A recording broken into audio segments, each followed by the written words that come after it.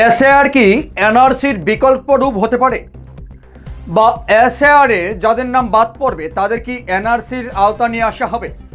এ বিষয়টা তো থাকছেই, কিন্তু এসএআর হলে আপনাদের কি কি নথি কাছে রাখতে হবে?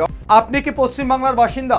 তাহলে এই ভিডিওটি প্রথম থেকে শেষ পর্যন্ত আপনাকে দেখতেই হবে, না হলে বিপদগ্রস্ত হতে পারেন আপনিও। অবশ্য এসএআর শুরু হওয়ার আগেই জেনে নেওয়া উচিত কিছু গুরুত্বপূর্ণ কথা। কি কি নথি আপনার প্রয়োজন হতে পারে এই বিষয়টা বিস্তারিতভাবে আলোচনা করছি। বাংলাতে শেষবার এসএআর কবে হয়েছিল? 2002 সালে। ঠিক 2002 সালে বাংলায় এসএআর হয়েছিল। তাহলে এই ক্ষেত্রে দেখা যায় বাংলা 2002 সালের পরে যাদের ভোটার লিস্টে নাম উঠেছে তাদের কিন্তু এসএআর এর আওতায় আসতে হবে এবং তাদের যাবতীয় নথি সাবমিট করতে হবে। তবে কি কি নথি থাকছে বিস্তারিত জানাচ্ছি। প্রথম যেই নথিটি নির্বাচন কমিশন বিহারের ক্ষেত্রে জানিয়েছিল এবং বাংলার ক্ষেত্রে যেটা প্রযোজ্য হতে পারে সেটা হলো, আপনি কি কেন্দ্রীয় সরকার বা রাজ্য সরকারের কোনো কর্মচারী বা অবসরপ্রাপ্ত কর্মচারী? নিশ্চয় কর্মচারী হলে আপনার কাছে তেমন কোনো একটি নথি থাকবে, সেই নথি অবশ্য প্রয়োজন।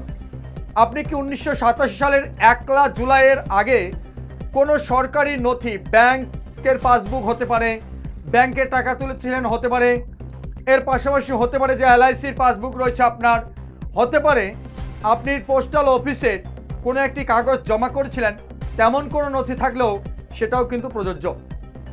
তারপরে রয়েছে জন্ম শংসাপত্র অর্থাৎ বার্থ সার্টিফিকেট। তারপরে আপনার যদি থাকে বৈধ পাসপোর্ট। তারপরে রয়েছে যে কোনো বোর্ড বা বিশ্ববিদ্যালয় থেকে আপনি যে শিক্ষাগত যোগ্যতা লাভ করেছেন তার যাবতীয় নথি, মাধ্যমিক পাস সার্টিফিকেট, উচ্চ মাধ্যমিক বা যে কোনো যতটা আপনি ডিগ্রি অর্জন করেছেন বা লেখাপড়া করেছেন তার সেই বোর্ডের সার্টিফিকেট, অর্থাৎ যেখানে জন্ম তারিখ লেখা রয়েছে এমনটাই কিন্তু বলা হয়েছে।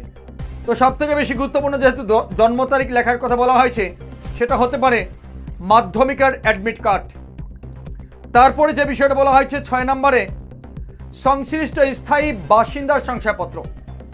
আপনি যে এলাকায় বসবাস করেন সেখানকার গ্রাম পঞ্চায়েতের প্রধানদের কাছ থেকে একটা শংসাপত্র নিতে হবে যে আপনি এই এলাকার স্থায়ী বাসিন্দা।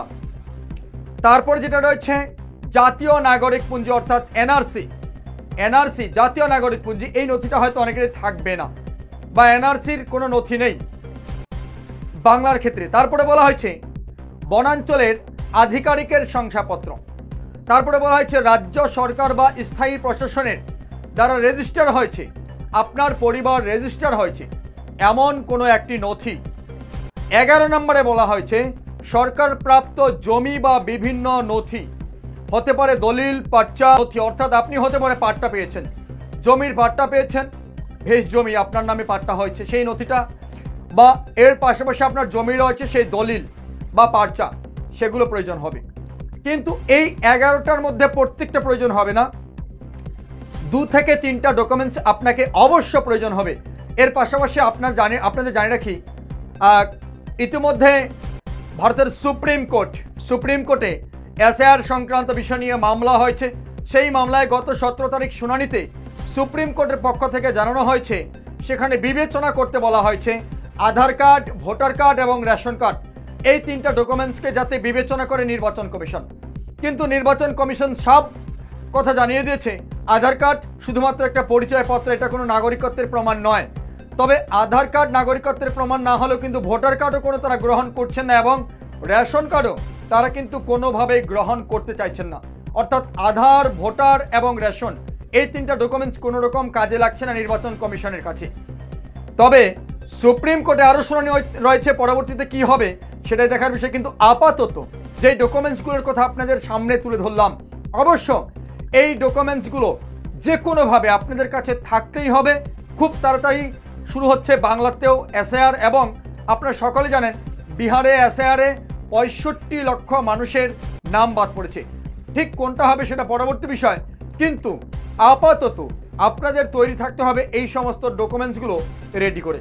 শেষ করছি, এই ভিডিওটি যদি আপনাদের ভালো লেগে থাকে বা তথ্যবহুল মনে হয় অবশ্য লাইক কমেন্ট করতে ভুলবেন না, এবং পাশাপাশি আপনাদের কাছে রিকোয়েস্ট থাকছে ভিডিওটি বেশি বেশি শেয়ার করে চারিদিকে ছড়িয়ে দিন, যাতে প্রত্যেকটি মানুষ, প্রত্যেকটি জনসাধারণ, বাংলার মানুষ তারা যাতে তাদের নথিগুলো রেডি রাখতে পারে, তৈরি রাখতে পারে এসআইআর শুরুর আগে, যাতে পরবর্তী সময় তাদের কোনো হ্যারাসমেন্ট হতে না হয়। ভালো থাকবেন, সুস্থ থাকবেন, ধন্যবাদ।